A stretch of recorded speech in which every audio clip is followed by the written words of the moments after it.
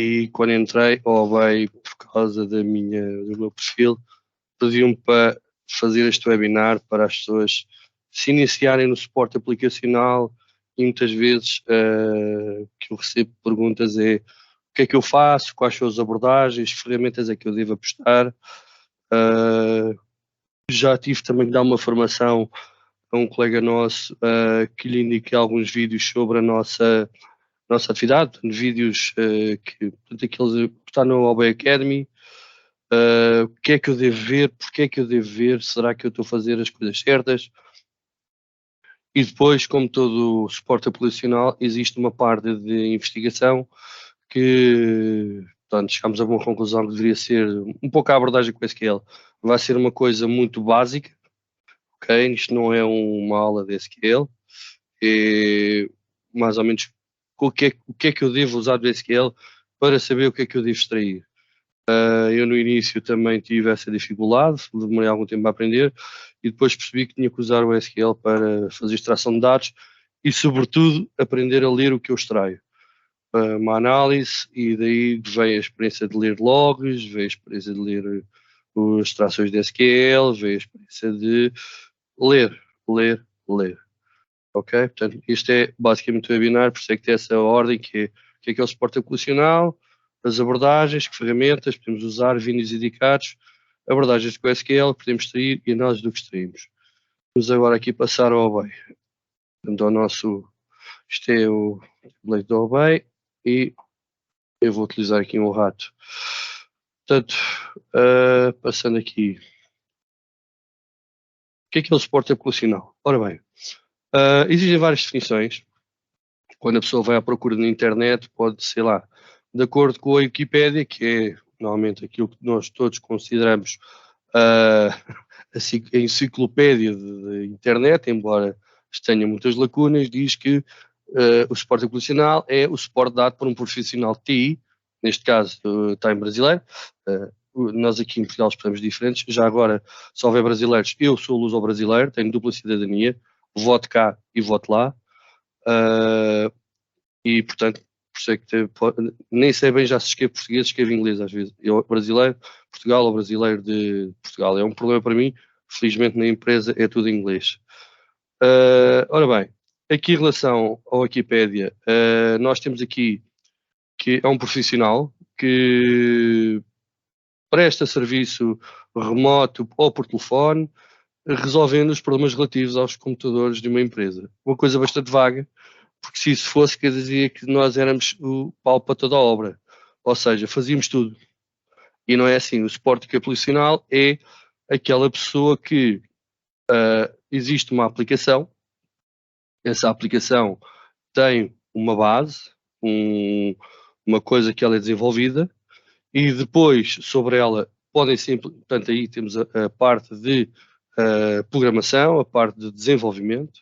Quando ela acaba temos a base depois passa a ter uma, uma, uma equipa de desenvolvimento, porque isto é como ter um carro. Um carro tem 4 rodas, um motor e um chassi. E depois, a partir daí, isso é a base do carro. A partir da base do carro, o que é que a gente faz? Começa, eu quero mudanças automáticas, o outro quer o mostrador digital, o outro quer as jantes cromadas, o outro quer uma antena lá atrás. Isso é a parte de desenvolvimento, ou seja, são os requisitos que o cliente pede para desenvolver sobre a aplicação. E depois, quando o carro está montado, ele é vendido. Ele é vendido e já não é a equipa de desenvolvimento que vai prestar o suporte ao carro. Passa a ser a equipa de suporte. Ou seja, nós somos como se fôssemos as pessoas da garagem que recebemos o carro e que vamos, muitas vezes, resolvendo os problemas do carro, ou, em último caso, temos que ligar para a fábrica e dizer, olha, o carro está a dar um problema Y e eu já tentei todos os métodos que estão no manual e não dá. Já fiz a minha análise, fiz a minha extração e cheguei aqui à conclusão que preciso da vossa ajuda. Isto é quando nós temos que mandar o carro para a equipa de desenvolvimento. Pronto. Em relação, depois temos aqui uma parte que é as definições que eu encontrei de uma empresa. Eu não quis citar os nomes, mas se vocês pegassem neste texto e colocassem no Google iam descobrir, mas eu não vou citar empresas que tem isto na internet. Eu sei que direitos de autor e direitos disto podem ser isto, mas como isto é efeitos educativos, há aqui uma leve nuance sobre os direitos de autor. Ora bem, a primeira empresa diz que o nosso serviço técnico e operacional tem como propósito aliar os departamentos de TI das empresas e facilitar as operações junto das empresas que não possuem departamento de TI, resolvendo problemas de primeira instância relacionados com a performance dos equipamentos e as ligações remotas da empresa. Ou seja, eles basicamente estão a oferecer a uma empresa que não quer ter um departamento de informática, é um bocado à semelhança da OBEI, embora nós trabalhamos também na OBEI em empresas que têm departamento de informática, que precisam de reforçar os quadros, mas que não querem contratar e contrataram, e contratam ou vão contratar a OBEI. Portanto, neste caso, o que eles oferecem é os serviços de suporte operacional para que a empresa não precise de os ter essas dores de cabeça. Ou seja, isto é quase como delegar todas as funções de informática que aquela empresa possa querer e não quer ter esse custo. Ou seja, é um contrato de empresa com a empresa. Portanto, eles não têm todas as características. Entretanto, só um minutinho, estou aqui a admitir mais um. Entretanto, temos aqui a empresa 2, que diz: a empresa 2 disponibiliza ainda serviços de gestão e suporte operacional que permitem aos seus clientes maximizar a utilização das aplicações que têm ao seu dispor ao garantir a sua gestão por profissionais altamente especializados. Ou seja, vai ao encontro também do que nós fazemos na OBEI, noutras consultoras também, que é, no fundo, prestar a gestão e o suporte da aplicação que as empresas possam ter para maximizar os seus serviços e as suas aplicações. Isto foi a segunda definição que eu consegui encontrar na internet. Não procurei muitas mais porque procurei, mas cheguei à conclusão que elas todas versavam mais ou menos a mesma coisa. Nós oferecemos serviços, se vocês não quiserem ter pessoas, nós vamos oferecê-los. E venham falar connosco. Ok? Portanto, se houver pessoas que queiram fazer dúvidas, metam aí a mãozinha no ar do coisa, ou tiram o microfone do mute. Eu estou disponível para ir fazendo perguntas, embora tenhamos reservado um espaço no final também para várias perguntas. Gostaria muito que as houvesse, quer dizer que estão aí. Vamos passar então aqui ao segundo slide. Para mim, o que é o suporte operacional? O suporte operacional é, ou são, ter interesse, curiosidade, procurar, peço desculpa pelo erro, já vi que está aqui, passou por mim e pelo meu auditor, e conhecer. Ou seja, eu, se estiver no suporte operacional, a primeira pergunta que eu faço quando chego a uma empresa é, por exemplo, eu dou suporte num cliente da OBEI, 4 aplicações, e sempre que eu fui receber as aplicações, a pergunta que eu fazia é, tá, e o que é que isto faz? Porque, reparem, a gente nunca sabe se uma aplicação vai suportar uma liquidificadora ou se vai suportar um foguete espacial. E são coisas totalmente diferentes. Então, se a pessoa não tiver aquele interesse e curiosidade de saber o que há, basicamente perde-se. E então convém ter interesse, procurar, conhecer, investigar e por vezes exaustivamente. Ou seja, o cliente liga para nós e diz: isto devia fazer isto. Ainda no outro dia, eu estava em frente a um cliente meu com esta aplicação e isto fez isto. E depois nós vamos a ver e o que é que acontece? Há um erro em front-end e nós temos que ir procurar exaustivamente no back-end, na base de dados, no SQL, no PLSQL, enfim, na base de dados que houver. Portanto, convém que as pessoas tenham interesse, que investiguem e que procurem muitas vezes o que é que estão a fazer. Porque nem tudo o que a gente consegue descobrir, por vezes não dá as respostas. Nós temos que procurar e procurar e procurar e às vezes não temos respostas. E aí o que é que fazemos? Eu, pelo menos, muitas vezes brinco com os meus managers e digo assim, olha, às vezes mais importante do que saber procurar é saber quem pode me dar a resposta. Porque nós temos sempre pessoas mais antigas do que nós, felizmente, e são as pessoas, peço desculpa, que por vezes já passaram por aquela solução e nós não conseguimos. Aliás, quando eu entrei no suporte aplicacional, Portanto, passei por várias áreas da minha vida, mas quando decidi apostar no suporte aplicacional na área de informática, porque achei que era uma área que devia para a minha carreira, uma das coisas que me disseram na primeira empresa foi: olha, no mínimo 2 anos para tu conseguires responder a tudo, porque só aí é que vais passar por quase todas as situações. Na altura achei muito tempo, informática 2 anos é muito tempo, mas a verdade é que, tendo as pessoas que me podiam apoiar, eu fui avançando. Depois, como eu disse, temos de ter interesse, entender tudo um pouco e o que a aplicação faz ou pode fazer. Ou seja, quantas vezes nós não temos uma aplicação, o cliente quer uma determinada coisa e nós vemos que a aplicação tem esse potencial, mas ele não foi desenvolvido. E que isso nos pode dar aquela resposta, ok, isto serve para fazer isto, o cliente quer que faça, mas não faz. E aí temos que entender se a aplicação pode ou não pode. Para isso tem que se fazer aquilo que no Brasil se diria futucar, ou seja, mexer, preferência no ambiente de treinos, não o façam no ambiente de produção, para que possam entender o que é que pode errar, o que é que não pode, e muitas vezes os vossos erros são os erros que os vossos clientes vão fazer. Maioritariamente isso acontece. Se vocês olharem aquilo como uma veia de pessoa que está a usar pela primeira vez, ou que já usa e que acha que sabe fazer tudo, o meu conselho é: vejam aquilo com uma vontade de fazer as coisas e o que é que eu posso desenvolver, o que é que se eu me dasse aqui, o que é que eu poderia fazer. Por outro, ajudar os colegas dando suporte e background como de resolver os mais diversos problemas. Ou seja, quando vocês já começam a ter uma certa experiência, muitas vezes veem as pessoas novas que vão precisar de ajuda. E o que eu digo é: ajam como se como vocês gostariam que tivesse agido com vocês. Às vezes as coisas falham, às vezes as coisas não falham, não é fácil, mas o meu conselho é: ajudem, deem suporte. Obviamente que às vezes vocês estão a descobrir a roda naquele minuto, mas não deixem de dar resposta nem suporte como procurar resolver os mais diversos problemas. Depois aqui em baixo eu meti umas fotografias, que é como é que são hoje em dia. Antes da pandemia era tudo ao molho e fé em Deus, havia muitas pessoas. Deu-se a pandemia, fomos para casa e hoje em dia, tal como nós estamos aqui na aula, estamos todos aqui na aula, no webinar, exprimir como se fosse uma aula, estamos aqui, portanto,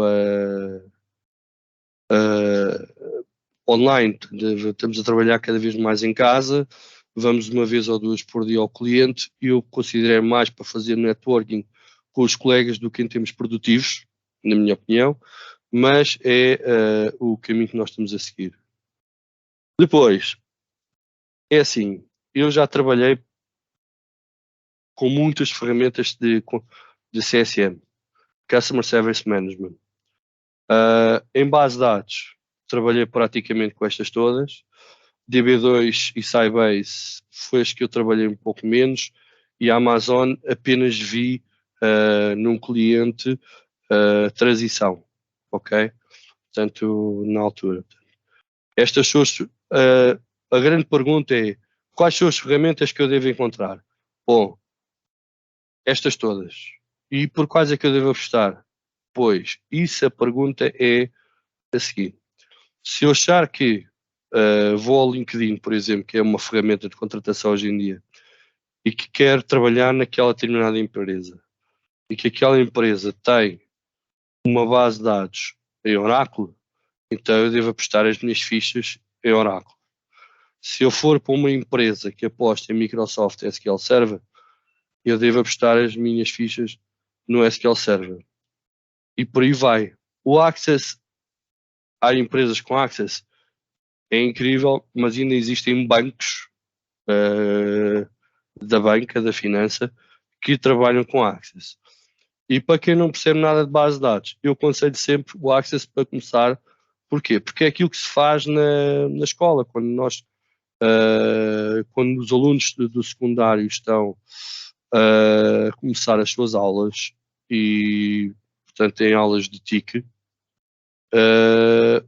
o O Access aqui é basicamente tudo o que os alunos aprendem. Depois, quando nós entramos no mercado de trabalho, é que vamos encontrar todas este tipo de bases de dados. Elas diferem entre si? Sim, diferem. Principalmente na maneira como as bases de dados têm algumas ligações. Diferem um pouco na sua linguagem de implementação. Se eu desenhar a base de dados no papel e pegar nessa base de dados do papel de início e começar a construir uma base de dados em Oracle, a Oracle tem uma determinada linguagem. O Microsoft SQL Server tem uma determinada linguagem. O MySQL tem uma determinada linguagem. Todos eles têm uma linguagem parecida, não é 100% igual. Portanto, muitas vezes nós vimos cursos em alguns locais que diz curso de SQL baseado em Oracle, curso de SQL baseado em MySQL, curso de SQL baseado em Microsoft SQL Server. Esses são cursos que vos ajudarão a ter ferramentas para se iniciarem nessas bases de dados. Ok, eu trabalho há 5 anos em MySQL, vou mudar de empresa e a nova empresa tem base de dados de Oracle. Vou ter dificuldades? A resposta é aquela que eu uma vez ouvi de um consultor, sim e não. Sim, porque tem uma data de vícios e vai ter que aprender uma coisa nova. Não, se gostar de um desafio. Ok? Portanto, para pessoas que gostam de desafio, aprender novas linguagens é sempre bom. E isto não quer dizer que ao deixarem de trabalhar com aquele tipo de linguagem se tornem pessoas inexperientes. Na realidade, vocês são experientes em base de dados ao fim de 5 anos e depois, a partir daí, tornam-se a mente da base de dados já está feita. O que demora é vocês aprenderem a linguagem de como é que aquilo está relacionado. E para se entender isto tudo, existem também várias ferramentas. A mais básica de todas que eu trabalhei e que achei muito boa, que é gratuita, é o Notepad++. Ajuda-nos muitas vezes. Aquilo tem uma grava os ficheiros em SQL. Perdão. Guarda os ficheiros em SQL e ajuda a rever a indentação das queries. No meu entender, é um bom início para quem não tem assim muita coisa. Depois temos estas 4 ferramentas, que é o SQL Developer, que é este cinzento, o PLSQL, que é este aqui arroxeado, temos o Microsoft SQL Server Management Studio, que é este amarelinho, e temos este preto, que é o DB Visualizer. Este aqui, o SQL Developer, é o mais comum, pelo menos que eu conheço. Se não estou em erro, é desenvolvido pela Oracle. Posso estar enganado agora, estou aqui a ter uma falha de memória, mas espero não estar enganado. Este é o da Microsoft e o DB Visualizer eu utilizei num curso que fiz sobre SQL avançado quando precisei de fazer um curso. Eu recebi muitos relatórios no DBA sobre a aplicação que suportava. E aquilo vinha com uma data de códigos, meu Deus, e de rapidez e tempo de resposta, e quanto tempo é que levava a execução, e a tabela hash. E eu disse, bom, eu acho que estou aqui a falar um bocado de grego comigo, ou chinês, né? Eu disse a piadinha portuguesa que diz que nós falamos todas as línguas, exceto chinês. Então aquilo era chinês para mim. E eu decidi tirar um curso numa empresa do mercado, e essa empresa, tive um professor muito bom, um DBA muito bom, que trabalha hoje em dia na OutSystems, e que utilizou, portanto, ele tinha uma licença que partilhou com os alunos e ao utilizar o DB Visualizer dava-me coisas que eu nunca vi no SQL Developer. Mas é uma ferramenta paga, que eu acho que não era muito cara, honestamente não sei o valor, mas que me dava respostas e aprendi perfeitamente a ler os relatórios. Foi uma necessidade que me levou a conhecer uma nova ferramenta que não é muito divulgada. Mesmo eu para ir buscar este link para o curso, demorei algum tempo porque não me lembrava do nome. Com o que eu trabalho mais é com este SQL Developer e com o PLSQL. Hoje em dia comecei a trabalhar, que tem uma linguagem diferente do SQL Developer, mas que estou ainda a reaprender. Lá está, mudei de base de dados ou mudei de ferramentas, vou ter que reaprender. É o nosso dia-a-dia do suporte aplicacional. É quando se muda a ferramenta, tem que aprender, tem que investigar, tem que ler e, enfim, muita documentação. Alguma pergunta até aqui? Alguém quer fazer alguma questão? Estou a falar muito rápido, estou a falar devagar. Toda a gente a entender? Alguém a dormir? Não? Está tudo vivo? É, que às vezes a minha sensação é que estou a falar para uns quadradinhos pretos aqui e que... Ok, ainda bem. Vamos passar agora então aqui ao próximo slide. Agora vem a parte de como ferramentas de Customer Support Management. Ou seja, o suporte aplicacional, normalmente ou quase sempre, ele é via tickets. E nós temos uma coisinha chamada SLA, isso log, que é o número de tickets que está no a nossa linha, está dentro do expectável ou não está dentro do expectável. A mais básica de todas que me deram até hoje foi o e-mail. Eu recebia os tickets por e-mail e já tive que responder por e-mail. Depois, felizmente, deram uma ferramentazinha, que é o Zoho Desktop. Vamos ver aqui umas imagens a seguir, para fazer a introdução. Mas eu tinha que pegar nos e-mails todos, introduzir à mão. Não sei se é uma verdadeira dor de cabeça, mas é mais básica, não é? Quando o cliente não sabe muito bem o que é que há de fazer, pega em nós, o que é que faz? Pum, envia um e-mail. Olha, não consigo fazer isto. Ou esperava fazer isto na aplicação, mas não consigo. Depois, uma que está fortíssima é o Salesforce, que tem inclusivamente certificações, ok? Não são, acho que o valor dela está à volta de $250, a mais básica. E o Salesforce faz de tudo, desde que é CRM, CSM, e é possível customizar para o cliente. Depois temos o ServiceNow, que é um grande concorrente do Salesforce. Eu pensava que sabia trabalhar com o ServiceNow. Confesso que desde que mudei agora de empresa, estou a aprender. Está a ser uma luta engraçada, mas estou a gostar. Temos o famoso Gira, que é uma ferramenta de tickets para controle de projetos, principalmente das equipas de implementação. Ou seja, quando nós supostamente, a própria OBEI utiliza o Gira para fazer pedidos de material ou até para fazer pedidos de recursos humanos. Portanto, é uma ferramenta de tickets. Temos o Zoho, que eu trabalhei, lá está, quando comecei a receber mais. Temos o Microsoft Dynamics 365, que é uma... Eu não trabalhei, mas vi. Pensei em apostar, porque antes da OBEI, uma empresa que me pensou contratar, que trabalhava com ela. Portanto, eu pensei apostar as minhas fichas aí. Temos o SAP, temos o Oracle, temos o Smart. Já agora o Smart era um sistema de tickets na antiga empresa onde eu trabalhei, custom made. Eles fizeram um sistema de tickets até migrarem para Salesforce. E já era uma ferramenta, embora básica, já era uma ferramenta interessante até de criar sub-tickets dela.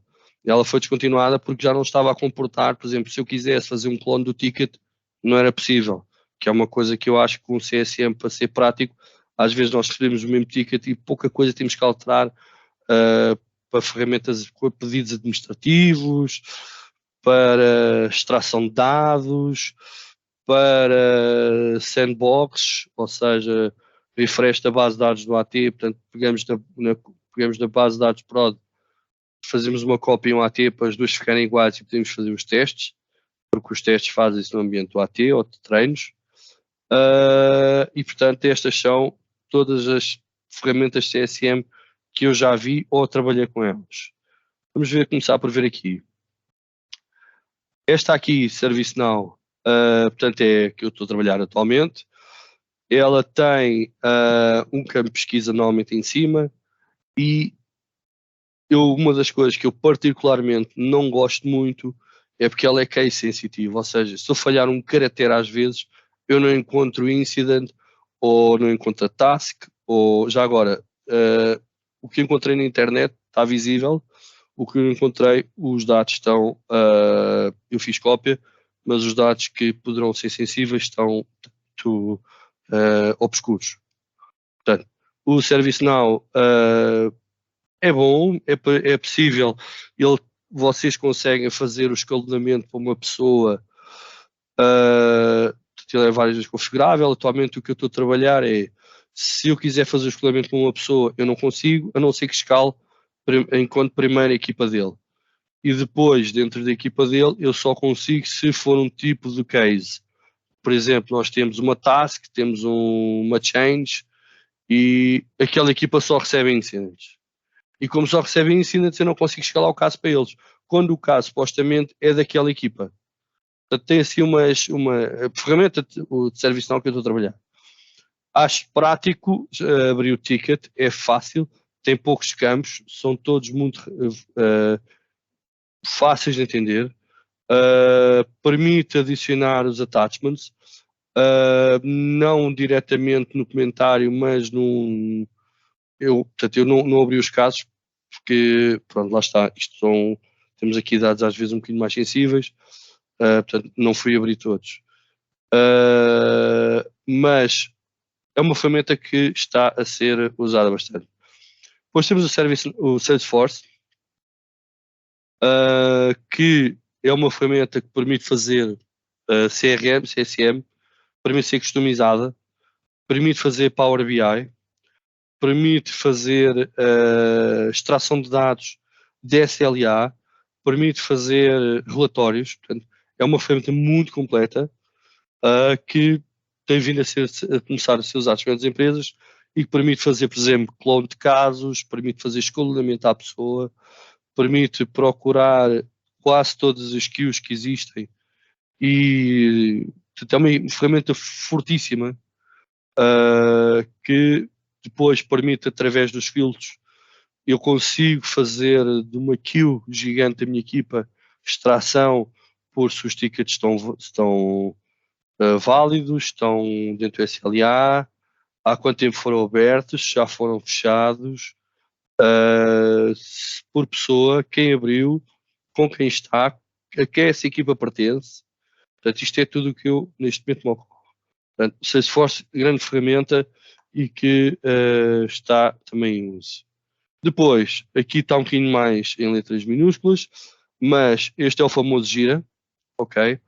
Onde é basicamente para equipas de projetos. Muitas vezes isto eu posso ver quem está assignado, quem reportou, o status, ver por projeto, ou seja, eu dentro do Gira posso estar assignado só a determinados projetos, posso não conseguir ver os outros projetos, posso não conseguir ver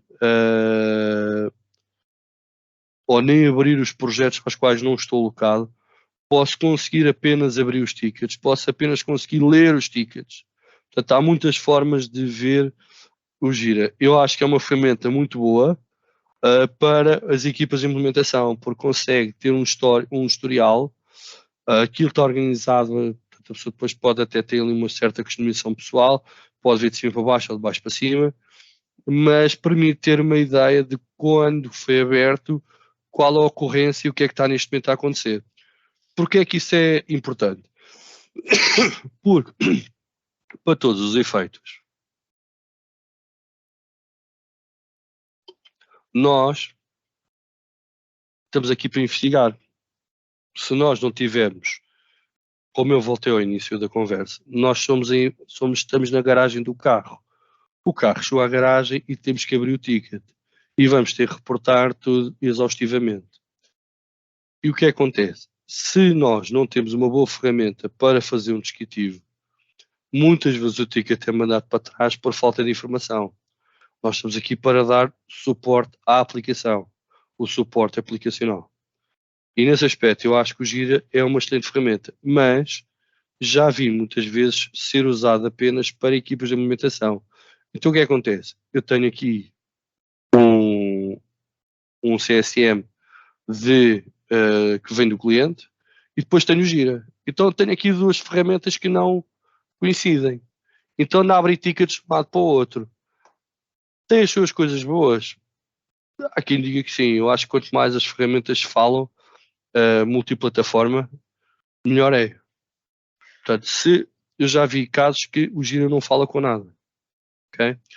Depois aqui ao lado temos o Odesk, que foi, lá está, eu achei-o bem básico, bem rápido. Para quem não tinha nada e só tinha e-mails, foi uma monoroda, porque consegui com ele começar a registar um histórico de casos e com isso consegui começar a entender quais eram as coisas que mais afetavam a aplicação. Foi uma grande experiência e bom para me iniciar. Por outro lado, temos aqui o SAP, nunca trabalhei, assim como o que está do lado do Microsoft Dynamics trabalhei, não trabalhei, experimentei, porque lá está, havia uma empresa que eu andava e eu vi que a empresa trabalhava com aquela ferramenta, queria-me candidatar àquela empresa e quis começar. Então comecei a estudar um pouquinho. Achei a ferramenta muito boa, porque ela interage, portanto, estou a começar aqui pela direita, ela interage com todas as ferramentas da Microsoft.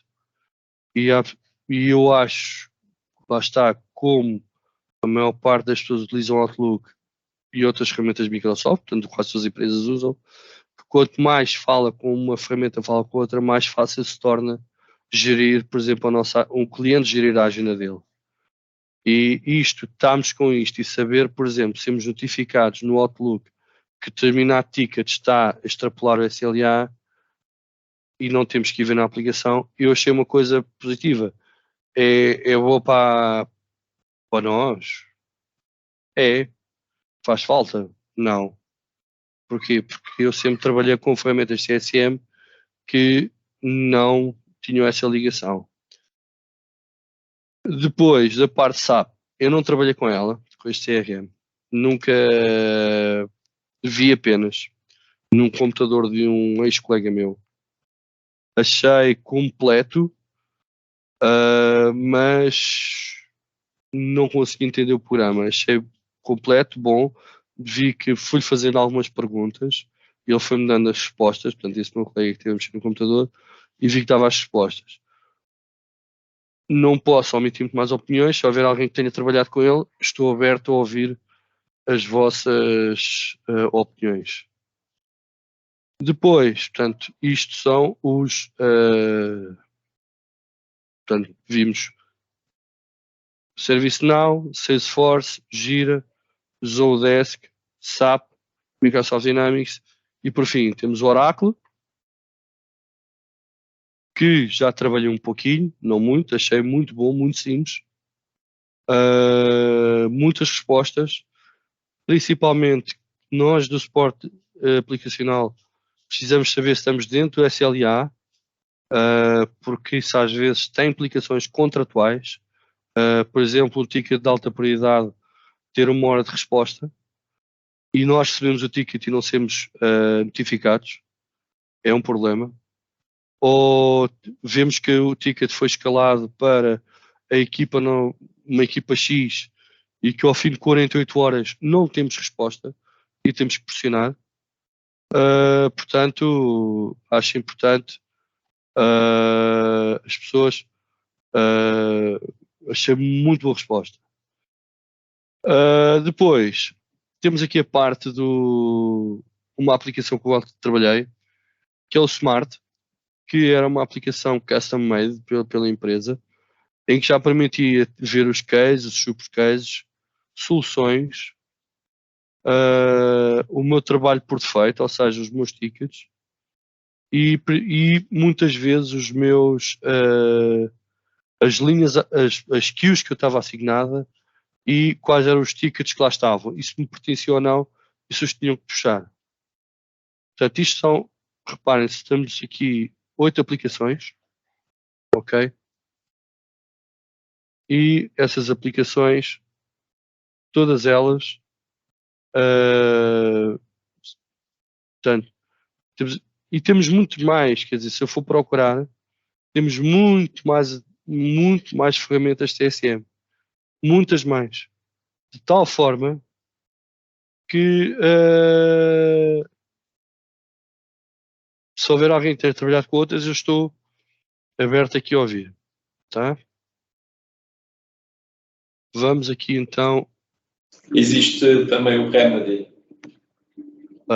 Qual? Remedy. Já está um pouco em desuso, mas ainda existem empresas que utilizam o Remedy. Ok, vou procurar, essa fiquei curiosa. Nunca tinha ouvido falar. BMC Remedy. Por acaso, há pouco tempo, houve uma empresa que me perguntou se eu já tinha trabalhado com BMC. Eu disse que não. Mas agora fiquei curioso. Obrigado pela dica. Já agora falei com quem? Só para eu saber o nome. Com o Paulo Fiado. Obrigado. Ok, obrigado, Paulo.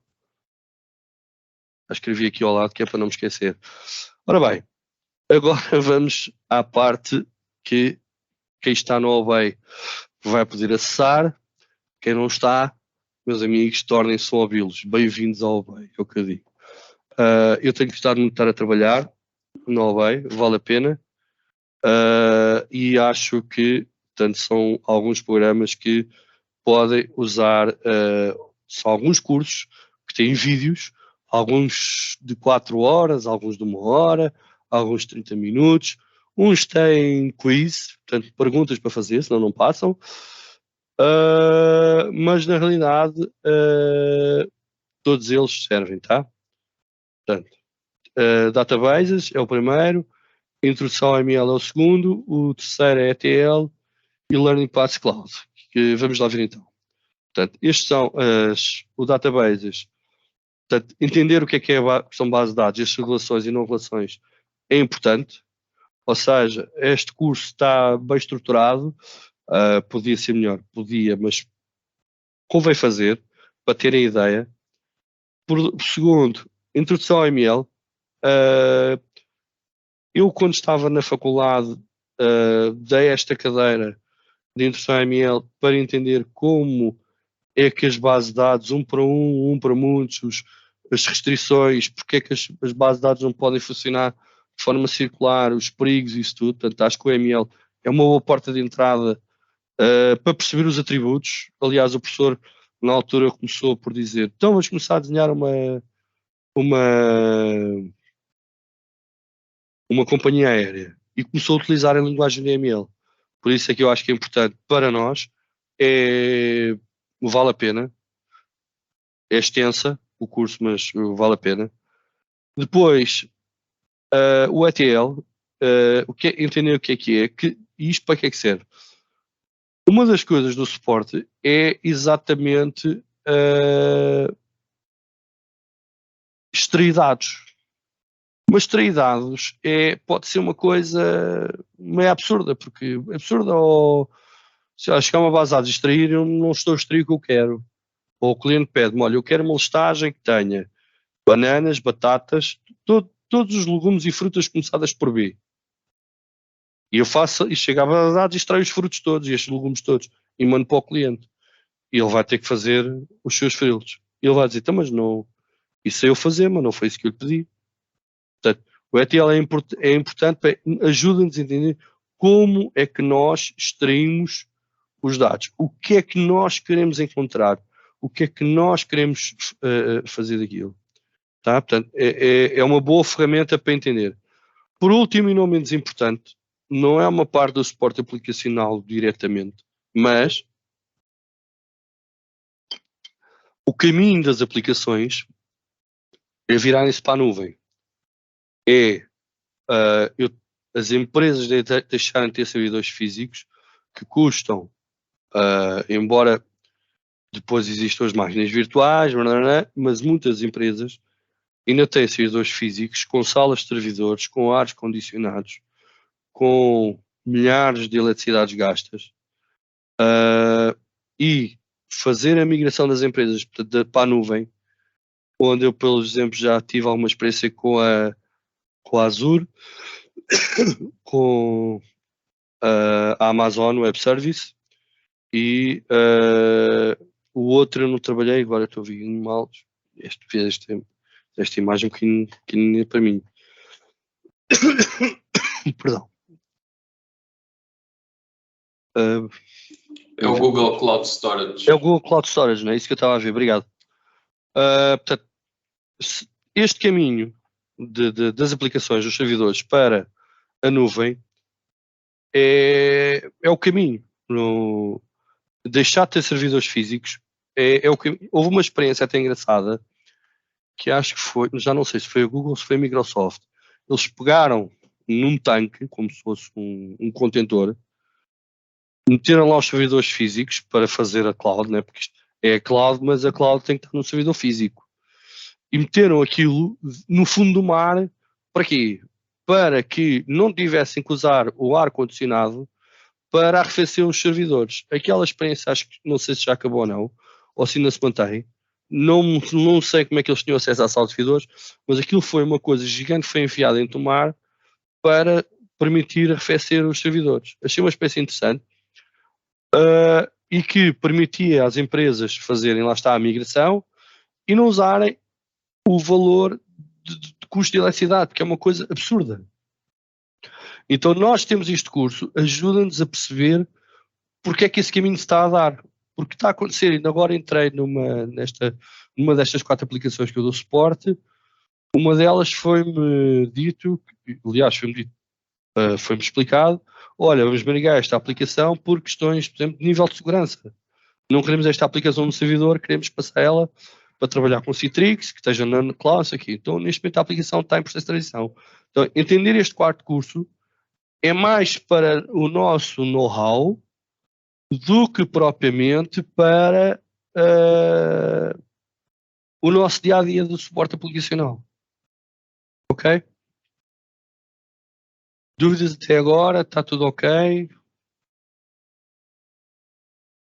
Alguma dúvida sobre estes cursos? Todos têm acesso? Ninguém tem acesso? Enfim. Não há resposta. Temos acesso. Eu aconselho, força.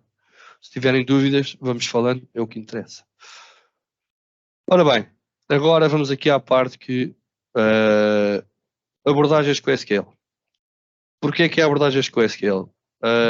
É uma ferramenta que se usa para verificar os dados e dar suporte à aplicação. Muitas vezes as respostas estão na base de dados, não no front-end. O front-end normalmente espelha o que está na base de dados. Se não se vê no front-end, temos que ir para a base de dados. Daí temos que dominar um pouco aqui esta ferramenta. Eu já tive empresas que me deram, felizmente, o layout da base de dados. Muitas vezes nós entramos dentro de uma empresa que alguém idealizou lá em 1900 e vai fumaça a base de dados. Os campos que aquela tabela tem que ter. Porque é que aquela tabela apareceu? Não sei o quê.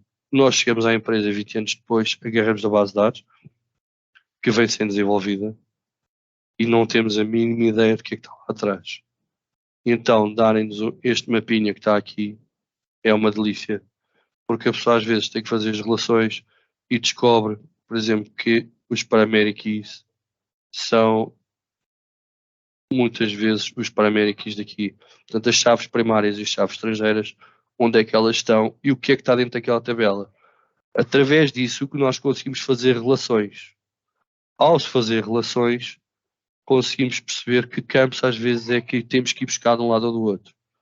Por exemplo, pegando aqui no exemplo lá direito, se eu fizesse select asterisco from employee e for pegar nas 3 tabelas e fizer a relação entre elas através do employee ID, eu vou obter os dados cruzados entre estas 3 tabelas. É interessante? É muito interessante. Vale a pena? Sim, vale. Porque eu consigo saber o que... Eu vou conseguir relacionar as 3 tabelas. O problema é que depois nós temos que começar a filtrar isto. Reparem que eu vou cruzar todos os dados entre as 3 que tenham em comum as 3 tabelas, mas o cliente não quer tudo, o cliente só quer alguns dados. Quer o employee ID, o primeiro nome, o último nome, de onde é que país aquilo é, ou região. Quer saber com clientes é que ele andou a falar, quer saber se ele quer comparar o employee ID aqui em cima e em baixo, se é igual, porque às vezes pode ser o manager versus a pessoa que está em campo, quando é que ele começou, quando é que ele acabou, o alignment é muitas vezes o alinhamento em que ele está, por exemplo, se ele explora por região.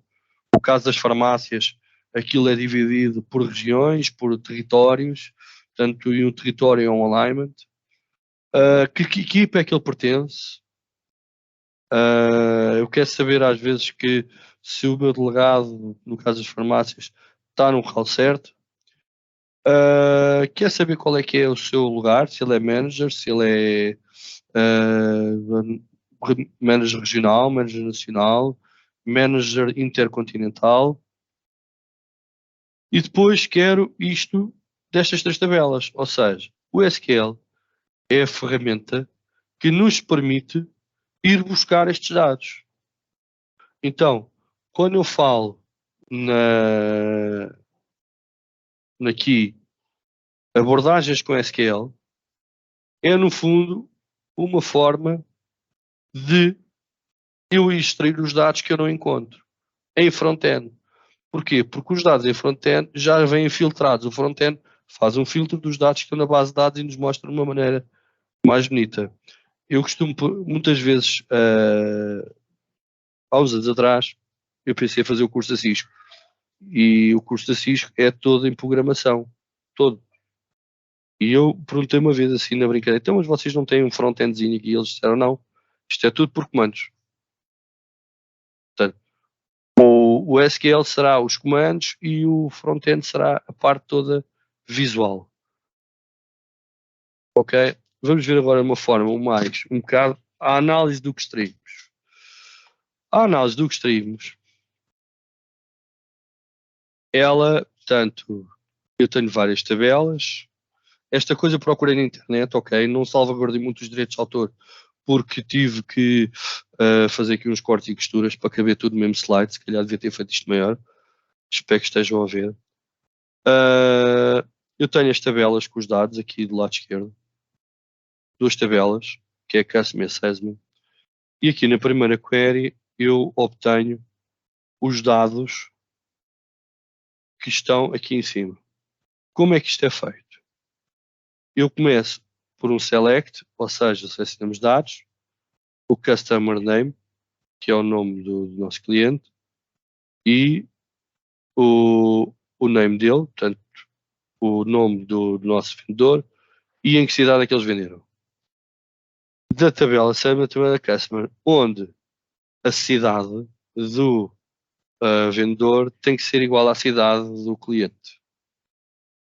Isto é o que ele começa a fazer. E ele, a partir daí, entra na tabela e começa-me a fazer todas as ligações possíveis que eu estou à procura. Ou seja, ele cruza-me os dados. Tem que ser se eu tenho que ter a mesma cidade, então se o James Hogg aqui está em Nova York, eu vou ter que ver se ele também, quem está em Nova York, e se ele é visitável ou não. E ao fazer estes cruzamentos de todas as cidades entre a tabela 6 menos um lado e a tabela 6 menos o outro, ele vai a partir desse momento retirar Califórnia, Berlim e Moscovo de um lado e do outro lado Roma. Ou seja, quem está em Roma, que é o caso do Paul Adman, não pode aparecer na nossa extração porque não tem Roma deste lado. E quem está em Califórnia não vai aparecer, em Berlim também não, e em Moscou também não, porque não aparece do outro lado. Ou seja, isto tem que ser isto e isto. Se não for isto e isto, não dá. Daí que nós temos o cruzamento dos dados e nos aparece este resultado final, que não é mais que esta tabela toda aqui, já em forma de extração, uma forma mais bonita, que é o que está aqui de uma forma, portanto, de extração organizada. Ok? Dúvidas sobre esta parte? Toda a gente trabalha com isto? Não há dúvidas.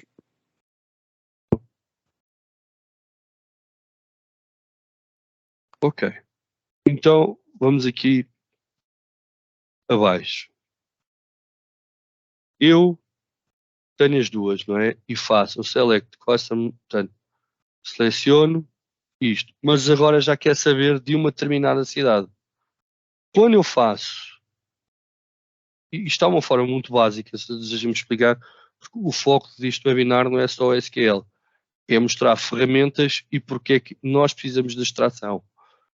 O SQL está aqui porque é a forma que nós o fazemos no back-end.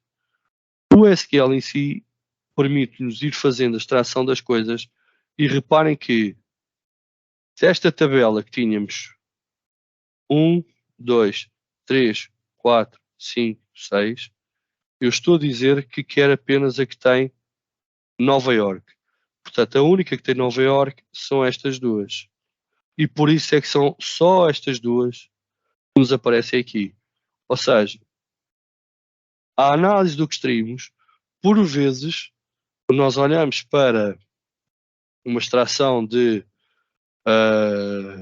10 mil linhas e nós dizemos, bom, do que eu me lembro, isto não eram 10 mil linhas, ou eu tenho a sensação que estou a extrair linhas a mais. Que filtro é que me está a faltar? Porque é que eu estou a ver isto e não deveria ver outras coisas? Bom, esse é o trabalho que nós temos de fazer, ou seja, nós aqui metemos uma cidade e eles extraíam apenas duas linhas. É importante entender sempre o problema versus o que nós queremos encontrar. A nossa função é olhar para o suporte aplicacional, entender a questão e ir à procura de uma solução. Essa solução é extração, SQL. Chegamos a algum lado, até que vamos chegar a algum lado e ou a resposta que o cliente não quer, ou a resposta que o cliente quer. Enfim, isto está mais ou menos 1 hora. Eu deixei aqui um espaço para perguntas. Querem que eu volte atrás em algum ponto? Tem alguma pergunta para fazer? Querem falar um pouquinho sobre o vosso lado de profissional? Gostaria de saber se alguém aqui dos presentes ainda é da área do suporte aplicacional. Não querem falar? Tenho o Federico, a Patrícia.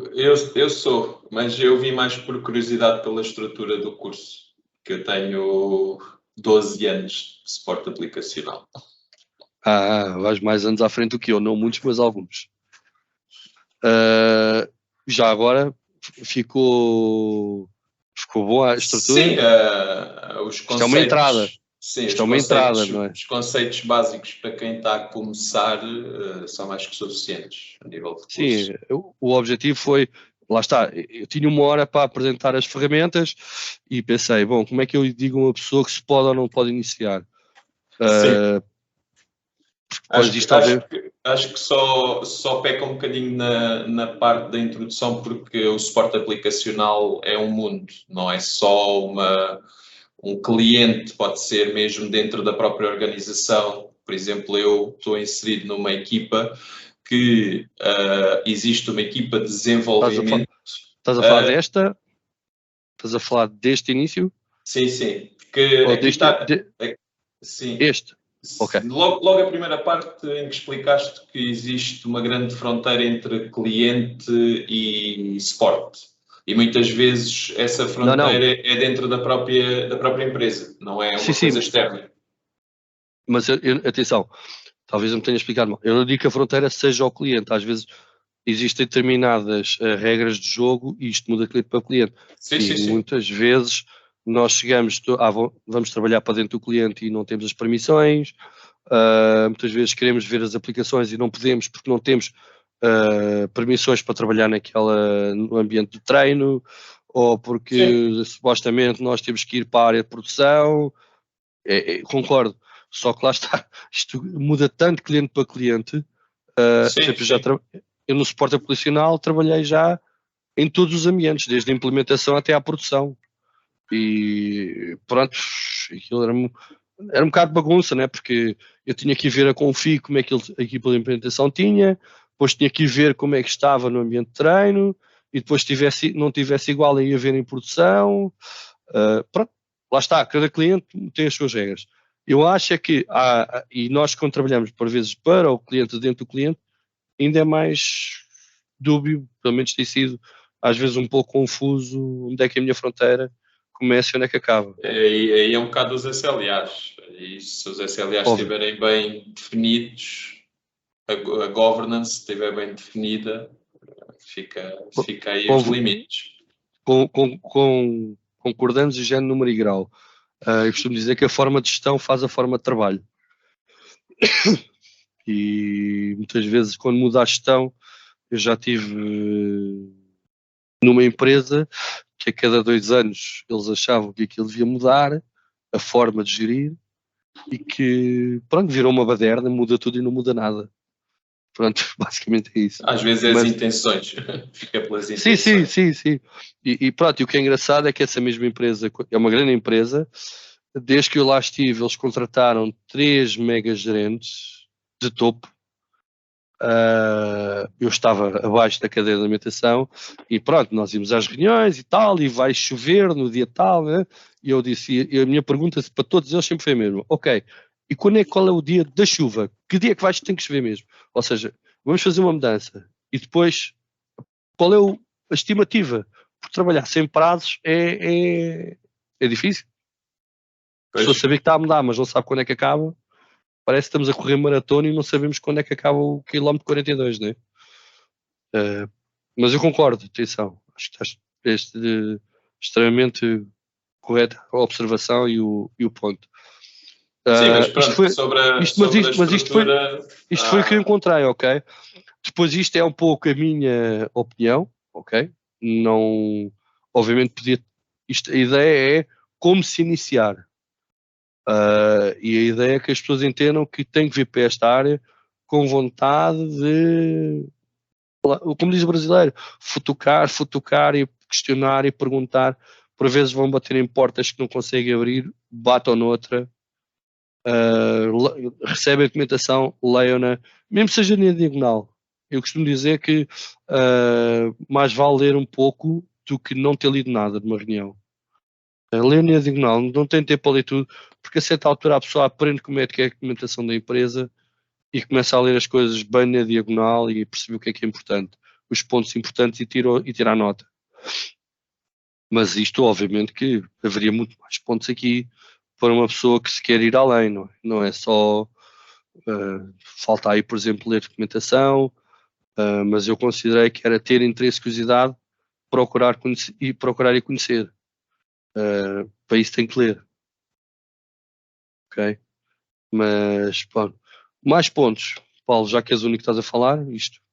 Vamos falando dos dois. Sobre a estrutura, para quem está a iniciar, sim, e tens toda a razão na questão de... isto é um bocado em todas as áreas. Hoje quem vinga é quem faz um bocado mais do que aquilo que é suposto fazer. Então, se a pessoa explorar caminhos que nem sequer lhes foram explicados, mas explorá-los tem sempre uma vantagem, porque fica a saber mais e fica a entender melhor o contexto em que está inserido. E é sempre um plus quando tem certas questões que podem ser, digamos, pedidas pelo management, tem sempre outros insights que pode dar. Pronto, tentar fazer sempre um bocadinho mais do que aquilo que é suposto. Sim, mas sabes que isso é o...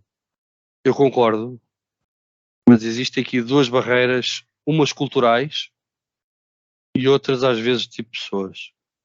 A primeira cultural é, eu já trabalhei com uma empresa americana que, vamos passar aqui um bocadinho a exagero. Eu tenho uma secretária e o rapazinho tem uma garrafa na ponta da mesa. Tem aqui uma garrafinha na ponta da mesa. E se aquela mesa, se aquela garrafa cair da mesa, explode uma bomba atómica. E então, se eu agarrar na garrafa, a responsabilidade da bomba atómica passa a ser minha. Então, muitas vezes, empresas americanas, eles dizem, eu não mexo na garrafa porque eu não quero aquela responsabilidade para mim. A responsabilidade daquela bomba é dele. Já aconteceu, já vi isto acontecer. Não é o nosso espírito. culturalmente. Nós temos sempre, pelo menos os portugueses com quem eu trabalho, felizmente até hoje, são normalmente pessoas bastante cooperativas e que estão predispostas a ajudar. Mas já trabalhei numa empresa americana que era assim. Do ponto de vista de pessoa, muitas pessoas quando estão a iniciar, uma das coisas que é vendida dizem assim: nós vamos para o suporte operacional e temos que mexer no ambiente de produção. E as pessoas dizem: epá, não faças isso, meu. Isso, olha, sais daqui e vais logo ali para o centro de desemprego. A pessoa que está a se iniciar fica logo com medo. Então a pessoa quer mexer, mas não tem um ambiente do AT para mexer. Então não pode brincar. Brincar é, por exemplo, eu cheguei a uma formação e ao fim de 3 meses não tinha mexido na aplicação. E eu tive de perguntar: vocês não têm um ambiente que eu possa brincar? Para perceber, porque eu farto de ler manuais estou eu, mas eu posso ler 200 livros de xadrez, mas não ver um tabuleiro a mexer as peças e para cá e para lá, é difícil entender como é que isto funciona.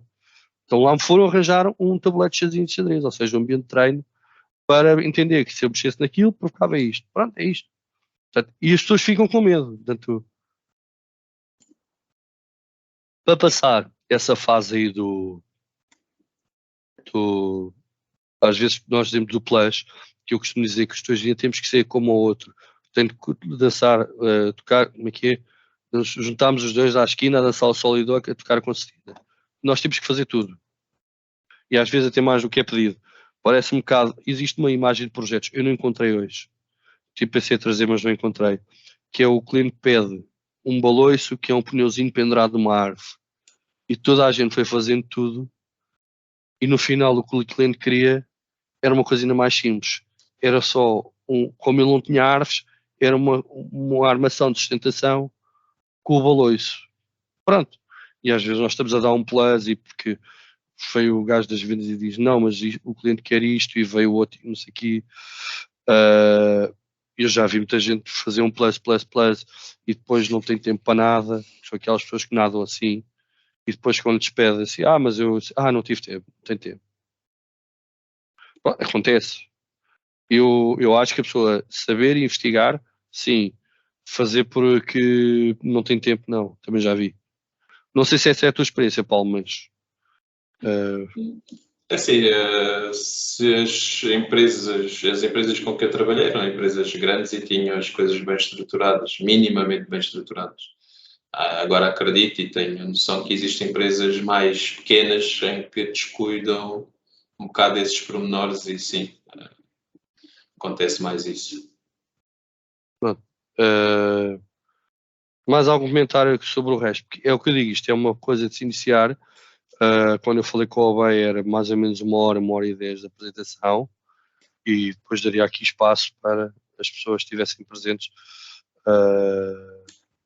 Temos aqui uma secção de perguntas e debate até da experiência de cada um. O resto está aqui um bocado tímido. Aliás, eu só vejo aqui quadradinhos.